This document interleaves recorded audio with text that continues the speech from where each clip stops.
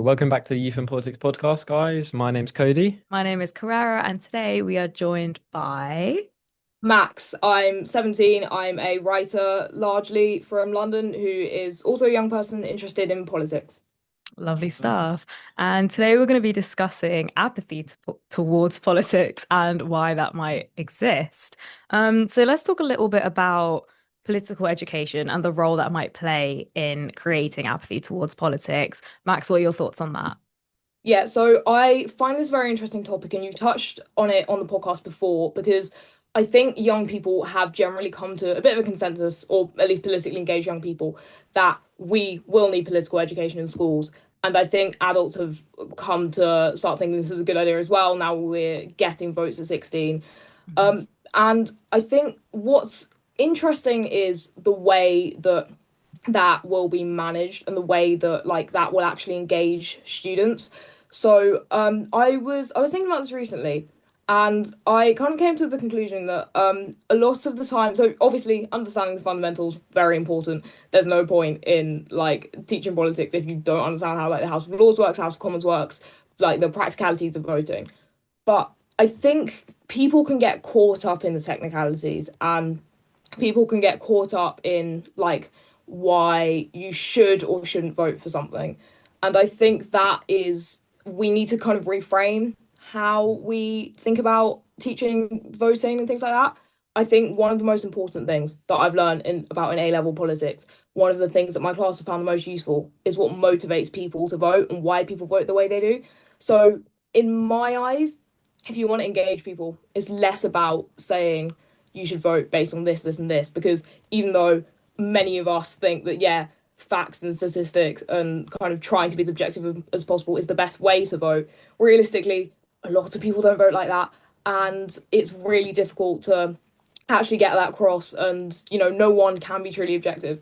So talking about the different motivations, I think is something that's really helpful, and being aware of the impacts of things like social media and the ways in which your vote will actually impact kind of what ends up happening is one of the most helpful things in political education. And also, I do want to talk a bit about A-level politics as well, because I found it interesting that do either of you guys take A-level politics? I did not take politics. I took history and English lit, but and drama. So within that, we do end up talking about politics a Yeah, little that bit, makes sense. but I didn't take it like as a subject itself. No, I'm actually trying to find a sixth form that in my Does area. it? Yeah, Yeah. the sixth form Yeah. politics. Yeah. Yeah. Yeah, because what's interesting, so I take history as well, but I also take politics. I think Mhm. this comes up in both of the subjects, but specifically with politics, the idea of teachers being apolitical. I know we previously on the podcast you've kind of talked about how schools may not want to teach it and they may find it difficult because teachers struggle to be apolitical. Yeah. Interestingly, I think that we've kind of my school I would say maybe this is just me being biased because I like my politics department a lot. I think that we've kind of got to we've found a middle ground where I think the problem is that if you have a teacher trying to pretend that they have no opinions, it comes across as both boring and also slightly condescending, as if they Yeah. don't really they think that, oh, yeah, they can get away with behaving as if they don't have any opinions and we just will be none the wiser.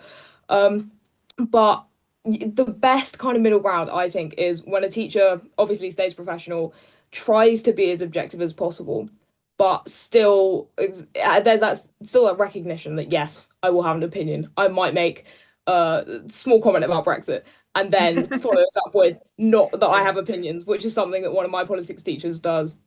And it's as much as it, you may worry that it can create tension and things like that. It's actually that has been one of the best ways to engage people. I've noticed that people in my class far, far more engaged when there is a bit of dialogue. And if you have a middle ground where a teacher's not fully going at it and fully being opinionated, but is able to be open about the fact that, yeah, this thing in my area has been annoying me, then it means that other people will feel like they can come forward and they can talk about it too. I think a lot of people, especially because at my school, it's very academically focused and people tend to be very driven towards a certain career. So a lot of people in my class are planning on taking law, and that means that they're not like they don't tend to be as engaged as people who took politics because they want to go into politics or are like wanted to expand their political education. It means that when we have those conversations and when there's that space where our opinions can be heard, they actually start engaging and they actually start learning about politics. Yeah. Yeah. I think that's so true. Like compared to other schools, like my school is completely different to that. Like I asked my head teacher one time, like why won't like she put political education like in our curriculum that we can choose to study, and her exact like reason was because that she can't find a teacher Yeah. that can teach it non-politically, which is like basically taking away that opportunity for young people to learn about politics. Like Yeah. I really want to stay at my school, but that's the one thing I want to study, and that's kind of like pushing me away. But I think other schools do it really well. Like I know another school in Milton Keynes like that does really well in teaching political education.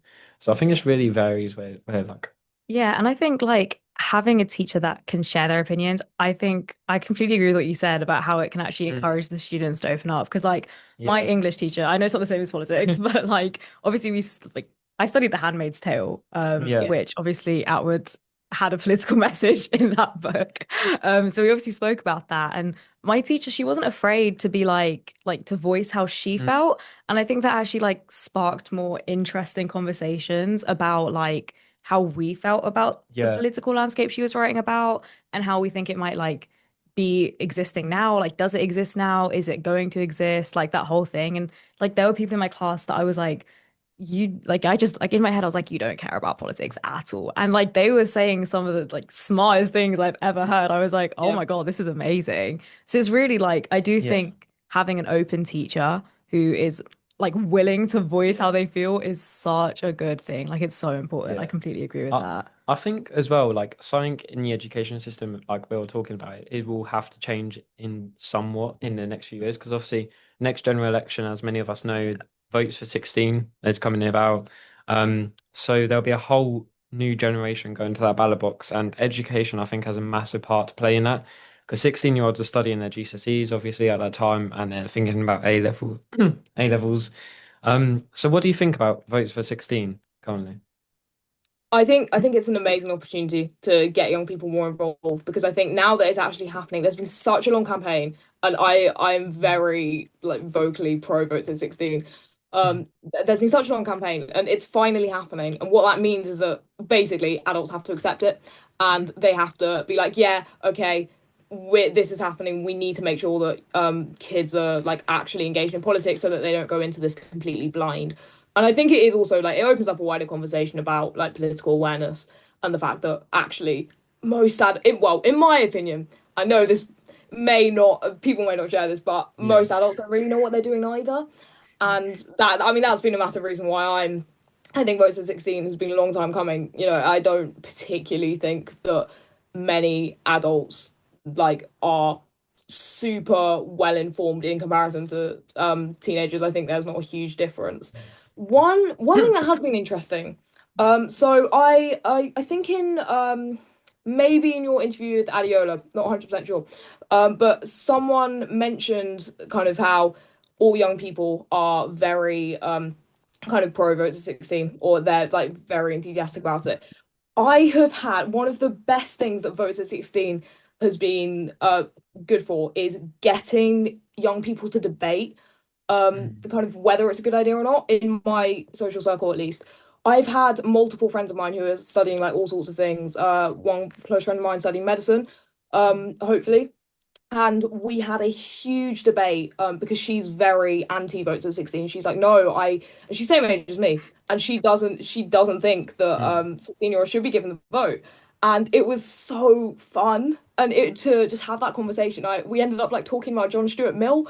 And it was great because we actually had this passionate conversation about politics that was kind of both very interesting, very engaging, but also like technical. And we were going into political theory and things like that, even though she is not studying politics and like it didn't feel very well informed. We were able to have this amazing debate because like people are going to have opinions. It's what Yeah. kind of everything always comes back to everything is political. The personal is political. Literally, like anything you can think of will be related to politics in some way. And the kind of being able to engage young people by saying, okay, that like we've got this big political decision coming that's going to affect you and it's going to involve the people around you.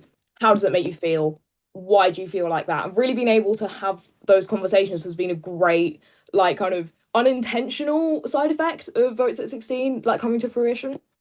Yeah. Yeah, I like for me as well, like votes for 16 opens up so many more things. And like I want to touch on a point you just said, like you mentioned that adults aren't as well educated as like some 16-year-olds, and I totally agree with that. Like most adults probably haven't got involved anywhere, but some local like young people, like for example, there's local youth councils. We actually have a youth parliament.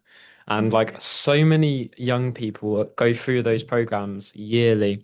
And like some of the people I see on my local youth council like are generally amazing and they're so clued on, whereas some adults are actually less understanding than Yeah. us, but they still go to the ballot box. Yeah, and I completely agree because one of my friends, same age as me, 18, she's also very, very anti-votes at 16. So I love having those conversations with her because like we've spoken about it so many times. Like we have spoken about it so many times and we will continue to talk about it. And I Yeah. think like it's really interesting because recently we just did a couple of events. We went to events and we asked people Yeah. what they thought about votes at 16. And I was actually quite surprised at how many young people were like yeah, no, like I don't think 16-year-olds should be able to Yeah. vote. And something that a lady like said, and it stood out to me was Is that she doesn't think that there's enough time to teach the 16-year-olds now and like the 15-year-olds now what they need to know to make a decision that isn't going to be swayed heavily either way. And I just thought that was really interesting because I think, like you were saying, now that Vote to 16 is being implemented, there has been a push for political education in schools so that young people can actually make informed decisions rather than like Yeah. following the majority and what they're seeing online and social media and stuff. So I think You it's know really what is also interesting? Slight tangent. And also a slight shameless plug. So a lot of what people have been talking about is the kind of worry that loads of young people, particularly like young teenage boys, basically, are gonna go and vote for reform in droves. And it's really interesting because I feel like there is kind of this sort of moral panic about like Gen Z wanting a kind of Trumpian style dictator figure. I don't know if you guys were kind of aware of this like Channel 4 article the or like survey thing. I wrote an article on it because I just found it really fascinating that adults' reaction to it where it said 52% I think of 13 to 27-year-olds apparently like want a dictator. And it was so interesting. Seeing kind of people like David Mitchell, the comedian who like studied history and stuff, being like, did no one teach these guys about Stalin? And then when you actually look into the evidence and the statistics, it's a very different story. And I feel like there is this moral panic around like, oh, what do these crazy 16-year-olds think? Like they're all Trump supporters, or like they all love Nigel Farage. And it's a very different story, obviously. And there's a lot of diversity among teenagers in the same way there is among adults, because obviously, like we're all human beings. So yeah, it's yeah. interesting. Yeah. I mean, I've got like a advocate like point to put across Devil's here. advocate. Like, I'm not to be the bad news guys, but like obviously, like, what do you think about? Because a lot of people will argue the fact that um we live in a democracy, so young people, if like for example, if 52% do go to Reform or any like far right party or right wing party, do you think then that's okay? Because I know a lot of people are going, oh no, that's not okay, that's not okay. But then wouldn't that just be a democracy and people have voted for that? So my perspective on it, there are two things. I mean, first of all, I generally I think it's a false premise because I think if you look at the data, you will see that 18 to 25-year-olds are like one of the groups that vote the least for like parties like Mhm. Reform UK. It's the highest among over 50s. So you're like we're not going to have that anyway. I think it's amplified through social media and I think the fact that it's mainly young people who are using it. But even if it were true, I think part of me. So It's interesting. We're having this conversation. I was having this conversation with my friend who's hoping to do medicine, and we are kind of talking about it as like the two wolves inside us, where basically there's one part of me that is very much like, yeah, I do actually think that like voting for reform is wrong, and that is just the wrong opinion to have, Yeah. and it should be stopped. But another part of me has to accept that actually that is how democracy works because none of us know whether we're right. Like that's just fundamentally what it is. And I think that a lot of far right rhetoric is delusional and harmful, but in the same way, a lot of people think that about my opinions. And as much as I do I have a very strong conviction that like we need to maintain democracy and the far right is an active threat to democracy. I I can't accept not allowing people who Mm. are of age to have a consensual relationship with an adult and join the army. Um, but no, they're too young to vote. Yeah, I think that's so fair. Like Yeah. honestly, like I like that view. Like I feel like many young people don't see it like that. Mm. So yeah, Yeah, because I think especially with what you said about sorry, something I picked up on that you said was about the like 16-year-old boys and everything. And I think have you guys watched Adolescence? yeah, Sorry, I have to yeah, I've bring it seen up. it. I have to bring it up. I have to bring it up. I love that show.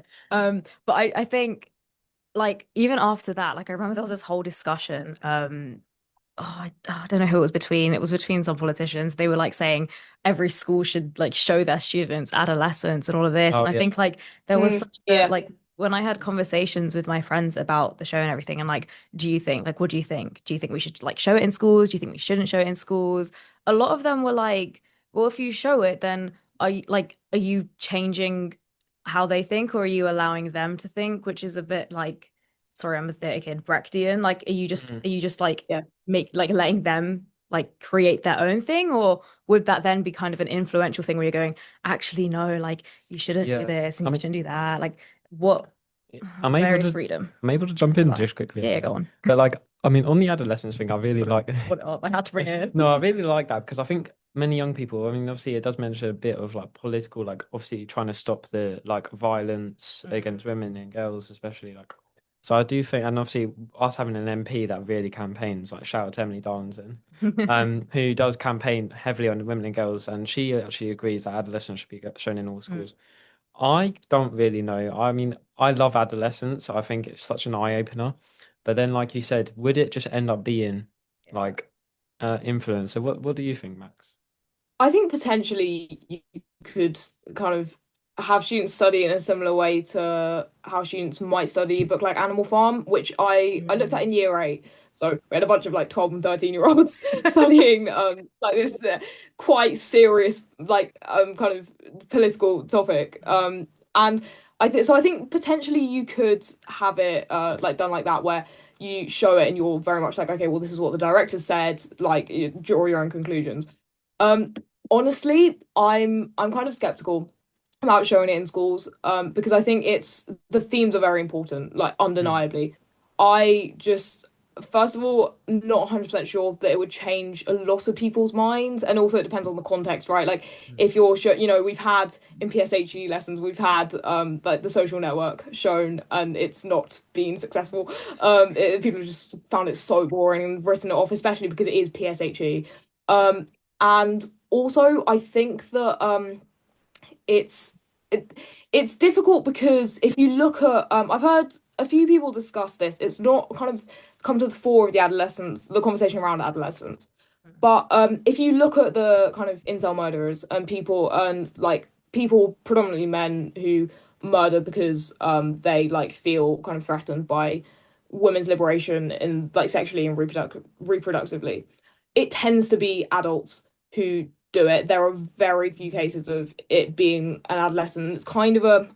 It's not that it doesn't happen. As far as like I'm not aware of any cases, but I'm sure it does. Mm. But I think that it's a problem that is much more prevalent among older men. It's the radicalization online that tend and like the acceptance of kind of more lower scale kind of microaggressions and things like that that's tolerated among teenage boys. And I think that the difficulty comes with that ambiguity and with the fact that it's kind of like you're looking at you're merging two different themes that affect two different age groups predominantly. So it's not like this was a true story. Mm. This is like something that's actually happened. It is a fictional exploration. So I think I it's kind of hard to I think it would be hard to justify to like the Yeah. wider population. I Yeah. think it would have less of an effect on like the people it needs to speak to. Yeah, and I agree because I think like touching on what you said about like if they showed it in PSHE or like citizenship lessons, I just feel like everyone tunes out because like people Yeah. have like it's like I don't know, it's prescribed in people's heads. Like you've Yeah. already like PSHE is irrelevant. Oh, it's citizenship. I can just sit there and talk to my friends. So We need to change like the name or something. It needs a rebrand Yeah. because people just don't pay attention. It's yeah. really Yeah. yeah I think problematic. it's because they just bumped like just on a side now. I think it's because they just put everything that Yeah. they say they're going to teach like I presume political education will go in PSHE as well. I think they just chuck everything Yeah. random like sex ed and all that in just Into PSHE. one like thing. So maybe having it as like a separate like Mm. subject would actually probably be more beneficial than just like you said, merging a bunch of different things Yeah. together If that you might had like benefit. if you had so my school do a kind of critical thinking elective program.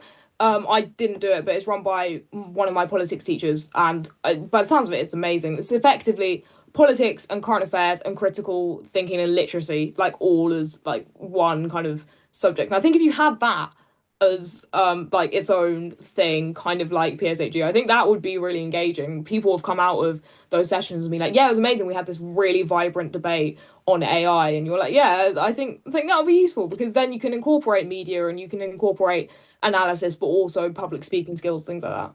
Yeah. I want to touch on this before we end the episode. Yeah. Well, you mentioned to us, not on the podcast already, but you mentioned to us that you ran a history and politics Yeah. society Yes. in your school over the past year. Tell us a bit about that It seems because so it's interesting. amazing. It sounds interesting. We want to know everything. Tell us. Yeah. So it was a really fun experience. My school has had a history and politics society on and off since I've been there since year seven. It's been on and off. And I remember ever since probably about year nine, I've been like, yeah, I want to run it. When I'm in sixth form, I'm running that. Um, and I kind of in year 10 and year 11, I did a history help club thing because I thought it would be a good idea to get like everyone doing history together and kind of help out with GCSE work. And you know, essays are hard. I thought it would be good, and it was very successful. And we ended up watching kind of some clips from this documentary which discussed the Cultural Revolution and its aftermath. And we studied Mao China at GCSE. And that was a real hit because people were like, "Oh yeah, we're gonna go and watch a film." Like basically in this random classroom, as revision. And that kind of translated to how I wanted to run History and Politics Society. Obviously not as a revision thing. It was very much like, yeah, if you're interested in either of those two topics, come and we're gonna have something new every week. So if like you're not interested in it more broadly, but this piques your interest, was largely Sorry, Yeah. it like slightly cut yeah, off. I Just thought it might have backtrack done. slightly, just a little bit. Um, yeah, so we basically thought that it would be a good idea to kind of have different topics every week, and then you know if someone like wants to drop in one week because something in particular really interests them, that's great. If people are just interested in history and politics generally, they can come every week and just see what we're going to talk about. And we largely had presentations. So my friend and I ran it. She always jokes about how I'm very. She's like, "Oh, you're always like a war history person and stuff," because I'm into like political history and like conflicts and international affairs. And she's like very interested in kind of like art and literature and mythology. So we had a nice mix, and that was really good. What was interesting about it from a political perspective, in my opinion, was the fact that we had quite a few younger years come and attend, and we would we had a session on the like Trump's tariffs and his financial policy generally, and we had people being like, understandably, like, oh, what's a tariff? Like, how does this work? But as we explained it, kind of gradually like was revealed that actually they weren't entirely sure like what the role of the US president really entailed or weren't really aware that Donald Trump had been president before, and it was very interesting. And then yeah, this kind of became a consistent theme where there was one person in particular who I actually really admire for this because she didn't really like know loads about politics, but she would always like ask. She never felt like embarrassed about asking questions. Like at one point there was a kind of almost like obligatory "Who's the prime minister?" Oh my gosh. question, which was insane. It was insane because you were like, how are you just Yeah. not exposed to this? But it was a really like valuable opportunity in the sense to actually like get out of the bubble I'm in, because I think I am in a bit of a bubble where I'm like, oh, we obviously people know who Kemi Badenoch is. Like, why wouldn't they? But I study politics, so like it makes sense that my social group know. And when you step outside that, people often have no clue. And as crazy as it is, it was a really good opportunity to like actually teach people about those topics. And that is, I think that's one avenue of political education that's very important because these people like weren't particularly, I mean, the like younger years who are coming don't really know what they want to do with their lives. Like some have just picked their GCSEs. Um, but they still want to explore these topics and there's still an open-mindedness there that can very much be like used to make sure that they understand the world that they're growing up into and understand the political systems that operate like around the world as well as just in Britain. And I think like that, if we kind of have to wait a bit for the formal political education to be rolled out in like curriculum form, having societies like that and having like older like students there to be like, hi, this is how you vote. This is who the Yeah. prime Yeah, minister no, is. actually. It's really helpful. I mean, our school next year when I'm in year 13, we're going to be trying to teach them politics in PSHE as much as PSHE gets written off. As we've talked about, but hopefully that'll be interesting as well because it's Yeah. it's a student to student interaction, right? Mm. And we're gonna be better placed, I think, to teach politics to people who don't really have a clue, but like we sit next to in lessons than say a teacher who is very used to like teaching politics to people who are Yeah. extremely interested and engaged. Yeah. Yeah, no, No, I completely agree. I think like having these societies and stuff up and running until it's like formally yeah. rolled out is a really good idea because that way at least young people are still Mm. getting the information they need. And I think, like you said, it coming from a student rather than a teacher can be Sometimes better. so like Yeah. I think it's better. Do you Yeah. know what I mean? Because It's you're Yeah, not embarrassed to be like, oh, who is the prime minister? exactly. You know? But it's yeah. it's also more relatable, and that's why I love like like when you said like older people can help like younger students. Mm, It's just more like yeah, on their level definitely. as well. So 1,000%. thank you for sharing that. Yeah, and thank Don't you for worry. being on our Yeah. episode today. No, Uh, thank you. It's been We really amazing. appreciate it. And we hope to see you yeah. soon. Thank you for tuning Yeah. in, Thank you so everyone. Thank much. you. Bye. Bye.